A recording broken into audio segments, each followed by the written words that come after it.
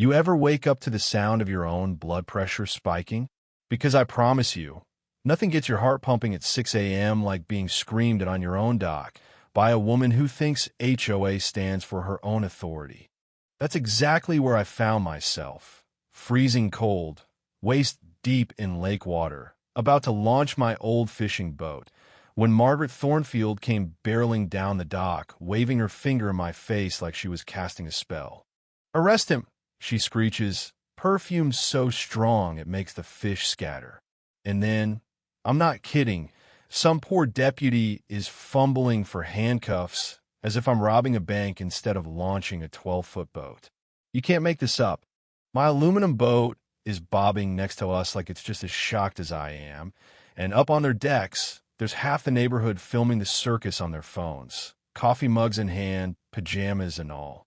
And if you're thinking, wow, what a nightmare, buckle up, because not 10 minutes later, I owned her precious Marina. But before I get ahead of myself, let me backtrack a bit. My name's Jake Morrison. 3 years back, I lost my wife, Sarah, to cancer, the sort of heartbreak you don't ever really walk away from.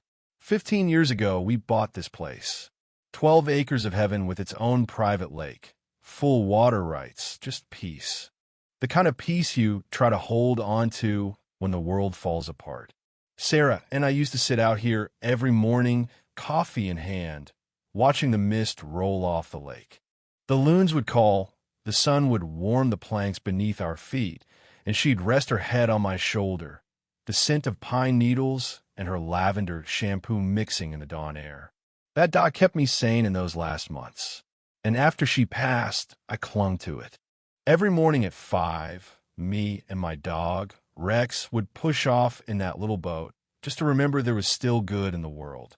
Enter Margaret Thornfield, or as I've come to think of her, the human equivalent of stepping on a Lego barefoot. 6 months ago, she snatched up the HOA presidency like she was running for emperor. Picture this. Late 50s, drives a white BMW she polishes with more care than most people bathe their kids. Always in a blazer, always scowling like she's trying to win a staring contest with the sun. She'd been a city council member before, and not in the good way. I'd heard she basically got voted out for being, well, herself. First week in power, violation notices tripled. Leave your Christmas lights up past New Year's? That's $200. Dog barks before noon? That's $150. Garden gnome looking the wrong way? Don't even ask. I figured if I kept my head down, kept the lawn neat, paid the dues, she'd get bored terrorizing me and move on. Rookie mistake. Rainy Tuesday. I get this letter, all official, on HOA letterhead, Margaret's signature looking like she's trying to cast a spell. $500 fine. Unauthorized watercraft storage creating visual pollution. I read it 3 times, coffee going cold, Rex snoring at my feet. According to her, my boat launch, the same one that had been there when I bought the place, was now violating some community uniformity standard. Get this, my dock was now common HOA property. The attached letter smelled like the perfume counter at cheap mall. I could feel my blood pressure going up just reading it. She wrote, and I quote, "Individual boat launches create unsightly infrastructure impacting our community's premium market positioning." You'd think I was launching an oil rig, not a tin boat older than some of the kids on the street. Everyone knew about my morning routine. Half the neighbors had borrowed my ramp. Mrs. Victoria next door, she waves at me every dawn, even now. But I was public enemy number 1, according to Margaret. And the hypocrisy? Oh, that's rich. She tore down a beautiful old cottage to build this monstrous, glass-walled eyesore, poured her own concrete seawall, and trucked in beach sand from God knows where. But my old wooden dock, that was the problem. I called her. I know, but sometimes you try to reason with the unreasonable. "Mrs. Thornfield, it's Jake. There must be a mistake about my dock." She doesn't miss a beat. No mistake. The board decided individual docks undermine property values. You have 30 days to remove it. I try to explain, I've got water rights in my deed. The HOA supersedes individual claims. She hangs up. She declared war on a widower's last piece. Margaret Thornfield had no idea who she was messing with. 3 days later, I get a hand-delivered notice, not even mailed. Emergency HOA meeting Thursday. Mandatory attendance. The stationery reeked of her perfume. I walk in expecting a handful of people, but the place is packed. Margaret's behind the table, wearing a suit that cost more than my boat. Beside her, Curtis, her lawyer nephew, twitching with nerves. She launches into her speech. We face a serious threat to our community's property values. She gestures at me like I'm a bank robber. Her nephew unfurls a survey map, totally different from mine. According to them, my dock extends 15 feet onto common water. I feel the whole room turn to look at me. Some sympathetic, some just curious. Time for my move. I stand up, pull out the survey and deed.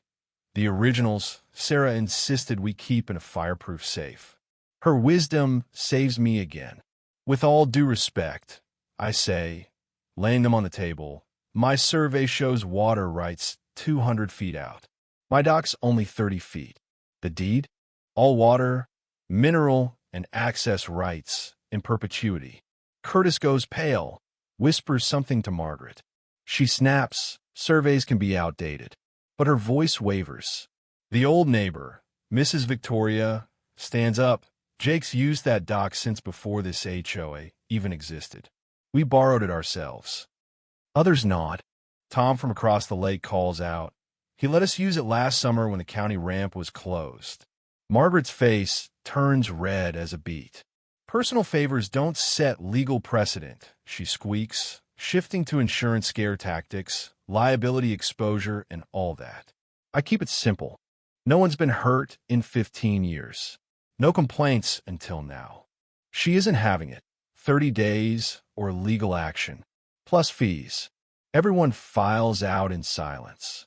I knew then this wasn't about rules. This was about control. The next week, Maggie ups the ante. I find Derek, her son-in-law. Yeah, the guy she hired as security, clipboard and all, standing in my property line. Rex barks his warning. I'm here for lakefront patrol, Derek mumbles. Bright yellow, no trespassing signs are hammered into the dirt. He parks his truck where it blocks my dock every morning. I could have gotten mad, but honestly, it was almost funny. If Petty had a world championship, Margaret would have a trophy.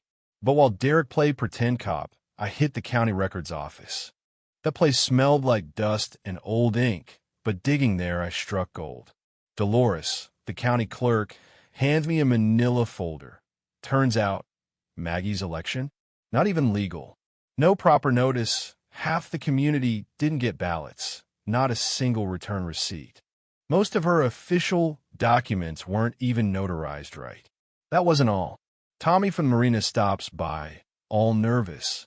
Maggie just offered Bill Hendricks $50,000 for exclusive boat launch rights. She wanted to buy out the public access and make it HOA only, using HOA emergency funds, no less. Problem is, those funds have strict rules. You can't spend them on personal vendettas.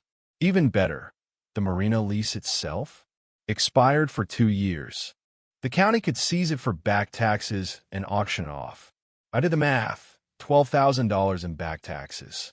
I could cover that from my retirement savings. I pulled together my own little war council. Helen, a lawyer friend with a reputation for tearing corrupt HOAs apart, tells me I've got more than enough to make Maggie wish she'd stuck to crossword puzzles. My neighbors, the old-timers, the ones who remember when this place was just woods and water, bring out old photos, deeds, even newspaper clippings promising lake access for all. We're ready. Auction day, I show up at the courthouse, flannel shirt, check in hand. Not a soul bids against me. I buy the Marina for $12,347. 5 minutes, and it's done. By noon, Margaret is in full meltdown. She calls Helen, my lawyer, to try and block the sale, doesn't realize she's representing me. Her son-in-law tries to inspect my property, clipboard shaking. Bill, the former Marina operator, laughs him off the dock. Margaret tries to get clever, records our conversation, edits it to sound like I'm extorting the HOA, plays it at a community meeting with half the neighborhood watching. But I was recording too. I play the full version. Mrs. Victoria pipes up, "This recording's been doctored." I know Jake's voice. This isn't how he talks. Even Curtis, her nephew, looks like he's hoping the floor opens up. Then Patricia, the county commissioner, walks in with a sheriff's deputy. "Miss Thornfield, we need to discuss your interference with county property auctions and misuse of association funds." The whole room goes quiet. Maggie's face cycles through every shade from red to white. "You're being served," the deputy says, slapping papers into her hand. Curtis packs up. The crowd turns. Margaret Thornfield, queen of the HOA, dethroned in public. She resigns the next Monday, blaming community conspiracies. Her son-in-law finds a job in another town, and Curtis, well, he's done with family drama. I partner with Bill at the Marina, upgrade equipment, hire Tommy as assistant manager. Within 2 weeks, every original homeowner gets their lake access back, just like the covenant said. Mornings now.